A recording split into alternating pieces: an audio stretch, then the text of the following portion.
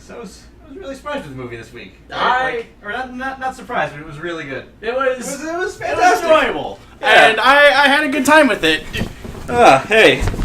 Oh, that was a long trip from that area behind my couch. That was exhausting. Don't make me move anymore. Yeah, alright. So this week, we saw The World's End. Yep. Which was the greatest action movie we've seen all summer. In a summer where we've seen a lot of goddamn action movies. We've seen 3 in the past month. Yeah, so just to recount the last couple shows, we saw Kick-Ass 2, we saw The Wolverine, we saw Elysium, and we saw Two Guns. Were those all back-to-back? Those were back-to-back. We saw months worth of action movies. Yeah, of kind of subpar summary action movies in a row. And where those movies all failed, this movie passed with such flying colors that it's the first and maybe only thing I need to say about this movie, and that is that it makes you care. In Elysium, we have some motivation for the main character, but he's passed out most of the time. In Two Guns, we don't get a lot of backstory. We just kind of are very present with those characters. Kick-Ass 2 was markedly better than some of those movies in that respect. And again, they kind of threw it out as they went along. But the scopes of those movies are so huge that sometimes it's hard to feel your direct agency with that character, and what you really need to care about an action movie to pull you through it. And this isn't a strict action movie. It's an action comedy. Yeah. A la, the one with Jackie Chan and Chris Tucker, Rush Hour. That one, yes. Man. The movie starts with a story about these guys as kids. Yep. And it frames the way the rest of the movie's going to go. Without you realizing it, it tells you exactly when every character is going to disappear, die, be taken off the screen, where they're going, when it's going to happen, and it does it through telling you about this one night they had when they were kids. The best night of their lives. And we spend the first 20 minutes, maybe even half an hour of the movie with our main character, Something King. Gary King. Gary King going and collecting up his old buddies. You know that this night means a lot to him, and when you see the length that Gary goes through to get his friends back together to go do this one magical night because it was the best night of his life, you know how badly he wants it. Oh, everything he does serves to push him along on that route. To put this in perspective, what we see at the beginning is the best night of their lives, but they never finished it. Yes, they go to a la Gary King. He's feeling really depressed. He's in rehab when we find him. Yeah, we find out at the beginning, and him and his friends wanted to do this thing called the Golden Mile, which was visiting 12 pubs in their town on a single night and just hitting one after the other. And there was a little trail that snaked through town. Yeah. So now that you have all that backstory about these characters, you care about them. Yeah, they give a little introduction for all of them. And they keep slipping in little bits about these guys and who they are and what's important to them and what their lives are now and what it means for them to be there on that night. What it means... it's so possible if you're... I think as long as you're sitting in a chair and watching it uninterrupted, it might be impossible not to start to empathize with these guys, and you get drawn in to their successes, to their pitfalls, to everything they do. You're vested in the movie. Yeah, I really enjoyed that as I went through, and I'm like, okay, there's these people who've gone about their lives, and then suddenly Gary's back. Yes. And just seeing how these people react to Gary, who's clearly never grown up a single day in his life. Yeah, there's it's like a hurricane blowing back into town. That's weird. Yeah, there's so many. On that point, there's so many little truly human things that if you're at least a certain age, if you've maybe left your hometown for a while and come back and you've seen old friends, the core of this movie is stuff that I think everyone can relate to.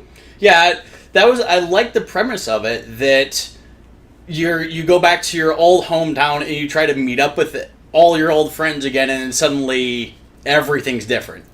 Yes, and nothing's the way you remembered it. Exactly, things feel alien, even though everything's still technically the same. Mm-hmm. And they do something fantastic with that premise, and usually we have a no-holds-barred spoiler rule on the show. But this week, because of how fantastic it was going into this movie blind, I'm not going to give anything away. I'm just going to say they take that premise of things seeming weird when you go back to your hometown, and they explode what was a buddy comedy into an epic action movie where the fate of the entire planet is at stake. Yes. And seeing how they get from point A to point B, how the action escalates, how the characters grow closer together again. And I mean, the way the entire adventure is laid out, it's the first post to the world's end. Yes. The writing was fantastic. The reason why I said it was the greatest action movie was that they shot it so that you could see all of the action. There were a good deal of practical effects. They used a lot of prosthetics and dummies when they could. Yeah, and you pointed out they actually had an animatronics guy in there.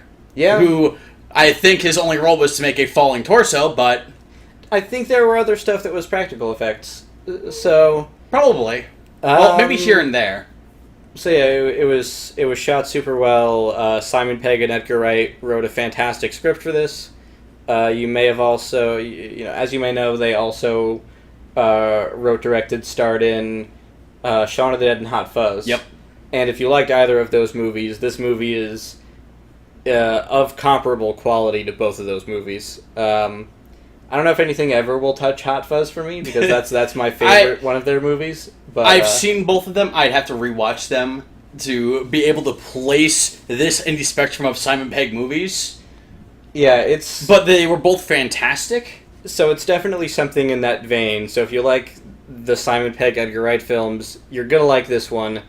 If you like comedies, you're going to like this. Speaking of which, I did like the delivery of a lot of the comedy in it, because it felt natural to what was happening. Yeah, I mean the thing that Simon Pegg and Edgar Wright do so great is they show you in the beginning everything that's going to be important, and if you watch carefully, you can go like, this roundabout's going to come back, that's going to come back, that's going to... Anything that the camera lingers on for more than a second comes back. Exactly. And because you've seen it before and it's coming back to you, I think we discussed this in an earlier...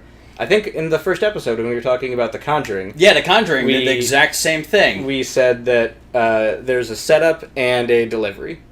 Bringing it full circle to the first episode of this show. Yes. And with how fantastic it was, you may be thinking, oh, well, this movie must have done very well at the box office. Well... funny story. I the believe public is a camera person, fickle beast. Put up our graphic. Yes. So, these numbers. It's finished 4th for the week, following a movie that's been out for 2 weeks, another movie that's been out for 3 weeks, and another one that's been out for 1, which is unfortunate because the movie had kind of a middle-range budget. I guess it's probably a little bit high for a comedy. I was really sad when I saw that, because this movie deserves a lot of praise. I mean, this is a comedy that had a 90% rating on Rotten Tomatoes. Fair enough. Which is not unheard of, but it's rare. Comedies usually get a higher audience rating than a critic rating. This one had a higher critic rating than an audience rating, actually.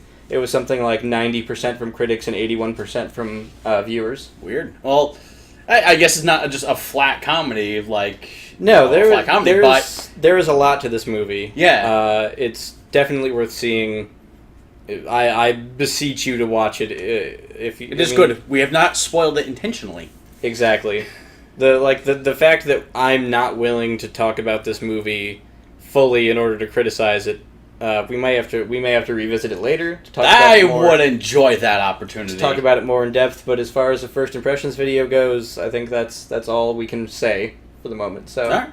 Works for me. Yeah, join us next week when we'll be seeing something. It's a little bit dry in the schedule for next week. Yep. But we'll find a There will be a thing, and we'll review the shit out of it. Yeah. All right. That's the Tuesday Movie Show for this week. I'm Rob.